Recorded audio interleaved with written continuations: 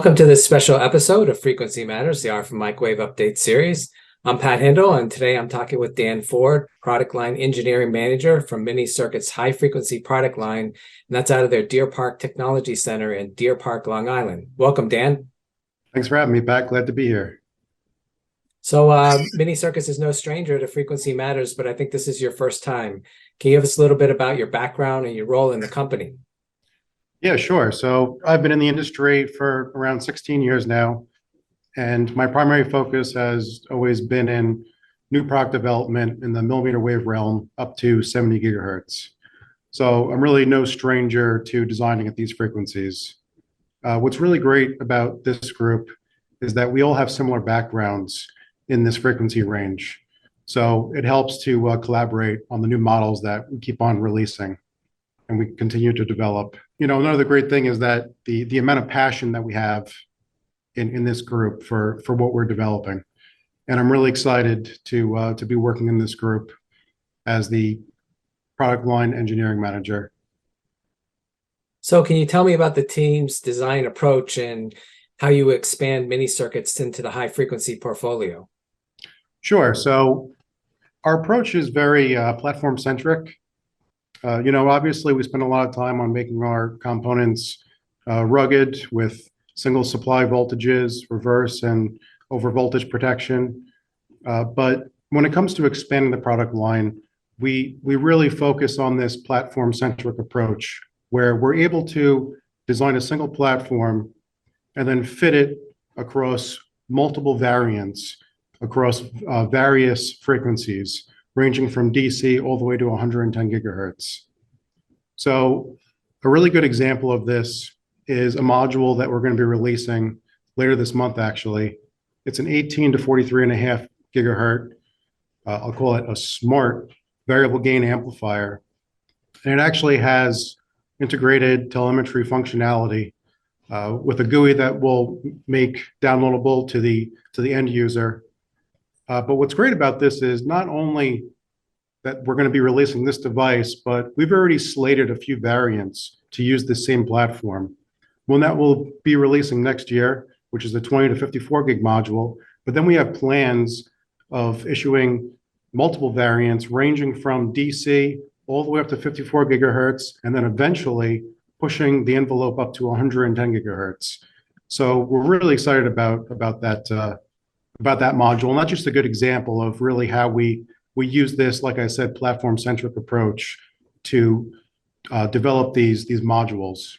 And an advantage in that is if a customer comes to us with a custom request, we're able to sometimes turn that around within days, having a working prototype, because we have all this flexibility in our control circuitry and as well as in our RF lineup.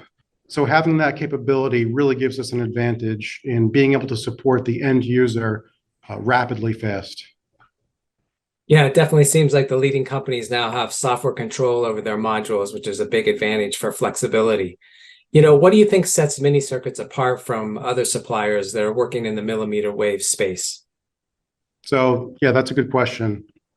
First and foremost, I'd say our performance, right? So we spend a lot of time, we put a lot of effort into our matching structures using full EM wave, EM simulation software. We spend a lot of time on thermal analysis of our modules. And we take it to the next level with performance. And the data that you see on the website, that's not the best performing unit. We usually take the absolute typical middle of the road unit and post that on our website so you know exactly what you're going to be getting. So I think it's really important to note that. Another great benefit of Mini Circuits is that we're able to use our own mimics and our own catalog. And that's huge, right? So not only do we have control over performance in the bare die or SMT modules that we're using, but we also have control over quality. But most of all, and this is a biggie, is supply chain. So it's policy for mini circuits to always support all these components. We're not going to end of life any of these components. So that's great for us because in our connectorized modules, we're always going to have that. We're always going to have them in stock so that we could always put them into our modules. And the last fact is that it's our policy to even keep these connectorized modules in stock. Having experience in the industry before mini circuits, I know that some places may have high lead times, and that could be an issue for a program that you're working on. While it's our policy to keep those components in stock. And so what kind of feedback are you getting from the market on your products? So, obviously great feedback, always had great feedback up to 30 gigahertz modules in the microwave realm, especially for folks working on quantum computing. But we've also been seeing over the last couple of years, very positive feedback on test solutions up to 40 gigahertz. A good example is the ZVA 403GX Plus, which is actually used in some applications as the IF amplifier in terahertz converters. Some more positive feedback, higher in frequency, up to 45 and 54 gigahertz is for over-the-air testing. And we already have a couple of modules released in these ranges with high output power, but this has turned into customer feedback telling us, hey, we want similar modules with high output power, but also low noise figure. And they asked, so we delivered. So we've developed similar modules, and we continue to develop modules like this that we'll be releasing over the next year.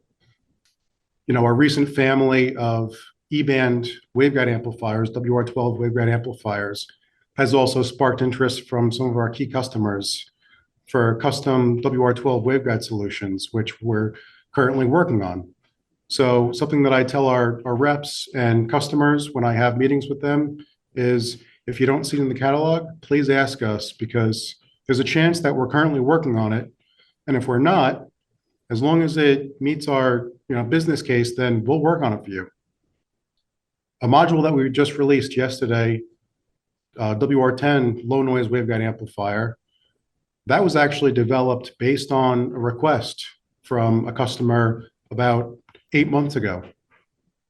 So these modules we continue to release these and develop them, and you don't see what we're currently working on to release for next year. So like I said, please come and ask us about these higher frequency modules, because we've always been the go-to market for this industry, sub 30 gigahertz, but we're moving up to 110 gigahertz. And I want people to know that we are now and will continue to develop as the go-to for components up to 110 gigahertz. Well, thanks, Dan, for talking with me today about the high frequency products and how Mini Circuits is meeting the challenges in that market. Great customer service as always. To our audience, you can find more videos at videos.microwavejournal.com. Thanks for watching.